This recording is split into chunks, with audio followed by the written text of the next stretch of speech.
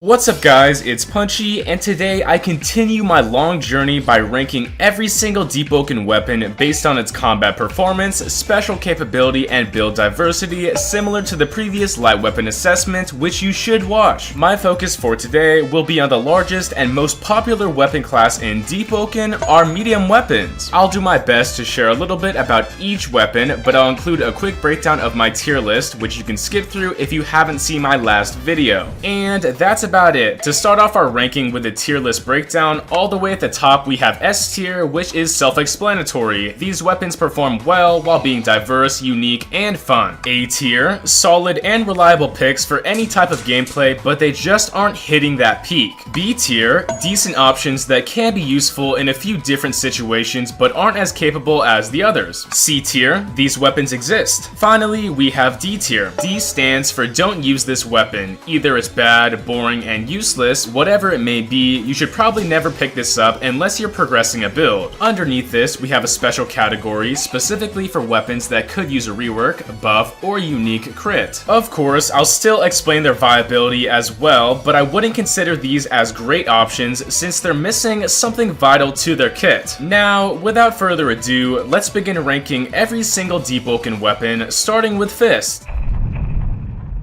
Starting off the medium weapon class with the summer rifle, let's continue with that gun theme. So this rifle is a solid starter option with low requirements and some decent damage. The great pressure and high range for this weapon subclass remains as some of the best, but specifically the summer rifle isn't anything crazy. It exists and does its job correctly, leaving the summer rifle at a mid-level C ranking. Moving on to a direct upgrade from the previous pick, we have the Rosen's rifle. With higher stats and better critical usage, this is the definitive rifle weapon for any endgame build. The weapon itself will always outrange other options, but the Rosen's rifle doesn't even need bullets to shoot projectiles. So anyway, it's a great weapon that deserves a solid A tier placement. Another endgame rifle is the Iron Blunderbuss. The only thing different about this option is the innate penetration stat, and I'd say it's only gotten better over the ages. With the removal of M1 bullets, the Blunderbuss has crazy potential for cheese with specific maxed out pen builds, and it can still be one of the heaviest hitting weapons in the entire game. The Iron Blunderbuss gets an A tier placement. Starting with the medium sword category, we have our basic sword, the most well-rounded starter option in the entire game. Everyone basically learned combat with this weapon. With a decent crit that deals high posture damage and consistent swing speed, it's a great tool to start with, but falls off very quickly in endgame content. D tier placement, there's always better options for your build. Now, onto the Alloyed Messer. This weapon is really weird, but it's not even that bad. I'd say this pick does decent damage, but its slow swing speed and unoptimal performance are outclassed by basically every single other medium weapon. There's no real reason to use the Alloyed Messer with very little tech to play around with, so it's stuck at C tier. Next up, with the Alloyed Falchion, a forgotten weapon that was nerfed into the ground. Although it's a fast swinging medium, it's simply outstatted by faster weapons that deal more damage for no downside. Rapiers and even the Forgotten Gladius are just better, so why even run this? I'll put this at C tier since it just exists and I have used it before. With yet another weird weapon, we have the Scimitar, a notorious option for insanely min-maxed builds. The Scimitar is a very powerful and almost meta pick. With low weapon requirement, fast swing speed, enchant, and access to the medium talent Stronghold, this option surprisingly isn't even that bad. Players will use this often to swing fast while saving so many stats, and it can be very good. I'll rate the Scimitar as a solid to high B tier placement, but unfortunately, I hate the model for this weapon. Onto the Alloy Katana, and this time also the regular Katana. One of the most consistent weapons in all of Deepwoken, the Katana serves its purpose as a high pressure mantra stacking option that's great for ganks. With synergy with a ton of different builds, you can use this weapon without cheesing players and still perform well. Specifically for the Katana, without the alloy, damage isn't really an issue if you're using the paired soul armor talent, and players will often use this to save stats. This isn't even the surface of what the Katana can do, but I'll slap this with a solid A tier ranking. Next up, with the Worshipper Longsword. Nobody that I know in the entire game unironically uses this, but maybe you know somebody that does, I don't know. So yeah, the stats are nothing special and falls behind easily, and it even even looks way too similar to the Vigil Longsword, which has better stats. If this weapon was removed, nobody would even know, so be lucky I'm putting this at a sad C tier ranking. Next up, I'm gonna bring up two weapons right now because they're basically in the same exact situation. Both the Officer Saber and the Cavalry Saber suffer from the same design and same issue. I won't deny, each of these options looks exactly the same and are just kinda mid, but they do deserve something better. Both sabers could use a custom crit, alloy, or something else, but they could be so much more. Both of these sabers go down below in the needs rework section. Onto a classic, we have the Alloyed Vigil Longsword. This weapon does pretty good damage and was recently buffed, but it's essentially a basic stat stick. There's nothing unique about this pick, but I really enjoy its simple but knightly sword model. I'd say all it needs is a special crit, but the Vigil Longsword just exists in C tier placement. Up next with the Champion Sword, right alongside the Scimitar, a lot of players recently were using this option to save points and deal decent damage. Due to the enchant scaling nerfs relying on damage dealt, it's okay, but there are better options for sure. The Champion Sword remains at a mid B ranking. Moving on to the Alloyed Shuttle. This weapon is very unique with high damage and a special crit. With the ability to deal nice chip damage on a crit attack, it's good for dealing, I guess, block pressure, but it's really hard to hit. I think there is potential for fun cheese builds that take advantage of its attributes, but right now the critical is too difficult to land, so I'ma place the Alloyed Shuttle at a high C ranking. With a crazy option, we move forwards onto the Warden Ceremonial Sword. This pick is an extremely fun medium weapon that has so much movement tech and possibility with a new multi-hitting crit. The speed is great, the damage is solid, and it only requires 50 medium, which is awesome for saving points. It's one of the best and also one of my favorite weapons, placing the Warden Ceremonial Sword at a solid A tier ranking. Bringing back another classic Deepwoken weapon, we have the Razor's Cutlass. Although this weapon is kinda slow, it was one of the first bleed weapons and remains as one of the highest DPS mediums in the entire game. The stats are great, but I do think it needs a special crit. Normally I'd place this in B tier or something around C tier, but for now I think the rework section is probably the best spot. Onto something new, we have the Wormtooth Hybrid Weapon. With a mix of both heavy and medium, there's a lot that can be done with this weapon. With nice mobility and crits that feel smooth and confirm high damage, I think this weapon is very good in a majority of all Deepwoken gameplay. Although I wish the Wormtooth could use heavy weapon talents, it sits safely in S tier ranking because it's so diverse and excels above other picks. Revisiting some classics, it's time for the Forgotten Gladius. Living up to its name, the Gladius is truly forgotten, simply outstatted by other options. Its swing speed seems decent and it's definitely a balanced option, but I think it's too cool to not have a special crit, so let's put it in the needs rework category. Moving on to one of my favorite weapons in the game, we have the Serpent's Edge. This option is a classic that's known for its outstanding damage and notoriously strange crit. I wouldn't consider this option as top tier, but I think all it needs is a cancel option for the crit, and that will make it so much better. It definitely has a place in certain builds and excels for running in water, solidifying its spot in B tier. Next up, we're back with even more Hollow-Tide weapons with the Hollow's Cleave. This medium is a cool looking pumpkin sword with almost identical stats to the Shattered Katana. Although it is so similar, its gameplay is too basic, in desperate need for a special crit. Seriously though, how can this pumpkin sword not have a pumpkin crit? I'ma put this in the rework category. Moving on, we have the Curse Blade. One of the best endgame options, the Curse Blade remains as a high damage, high posture weapon alongside some good chip as well. This sword is the dictionary definition of consistency and combos well with many enchants for even more block pressure. The Curse Blade gets a solid A tier placement, but it's kinda boring. With some crazy new weapons, we also have the Purple Cloud. Effectively a fist weapon, we have a sword with insane animations, a roll catching crit with some fast-paced, diverse build combos. I wouldn't consider this weapon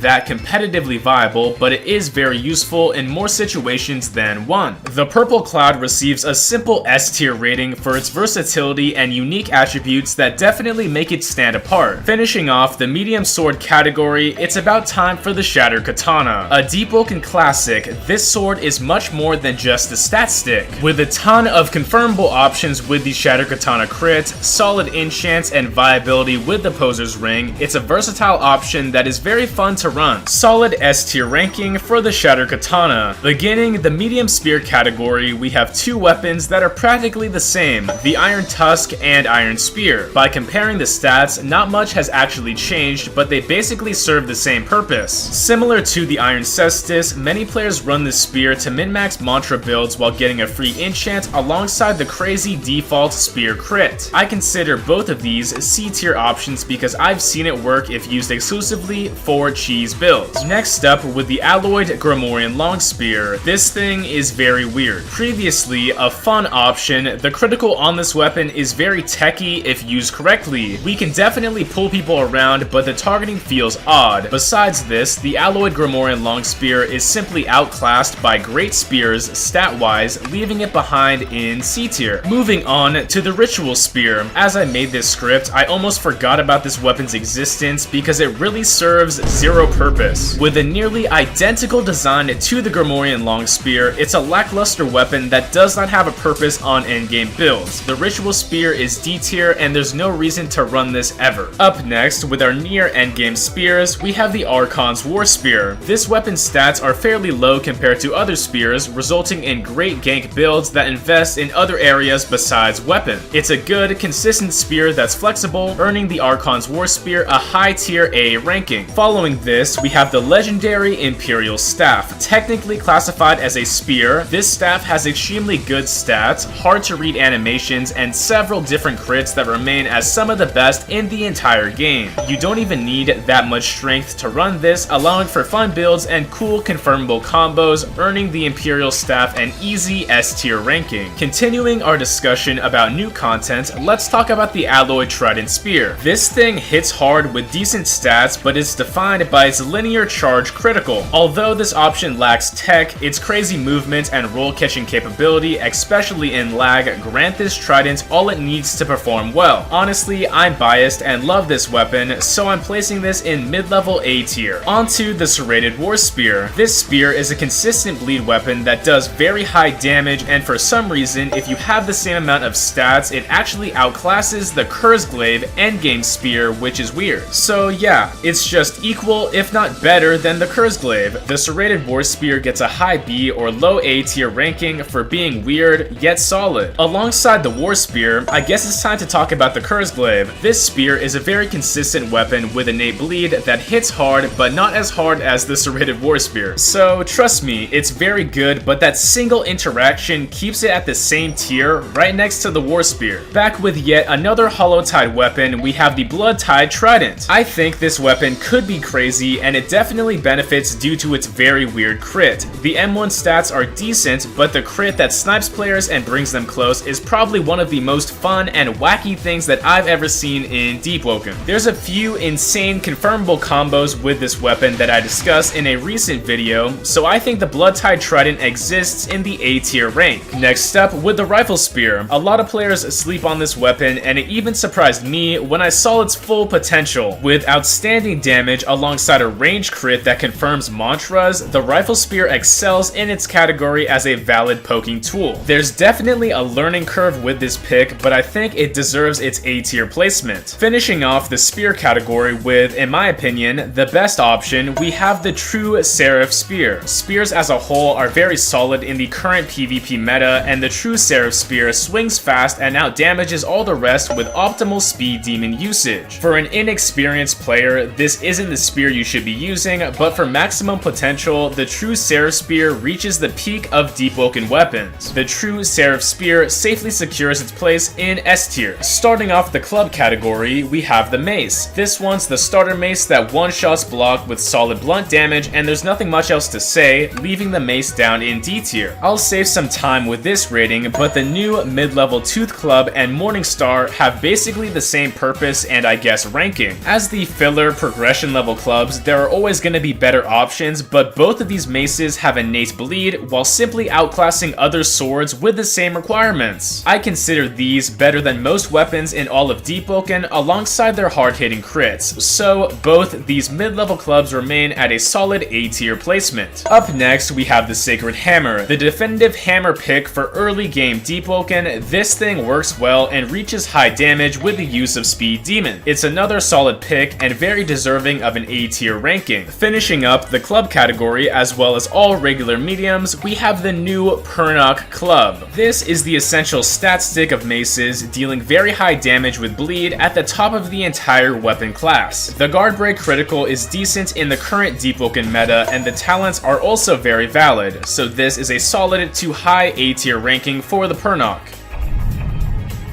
And that's about it. We're 2/3 of the way done with this giant journey, and we're definitely getting somewhere. That's all for my medium weapon ranking, and comment your own thoughts down below because I do want to see what people say, and after this we'll wrap up with the heavy and elemental section and finally combine them into a full tier list with absolutely everything. As always, if you like what I do, make sure to like and subscribe, and let's hit 85k subs. Thanks again, it's punchin' time.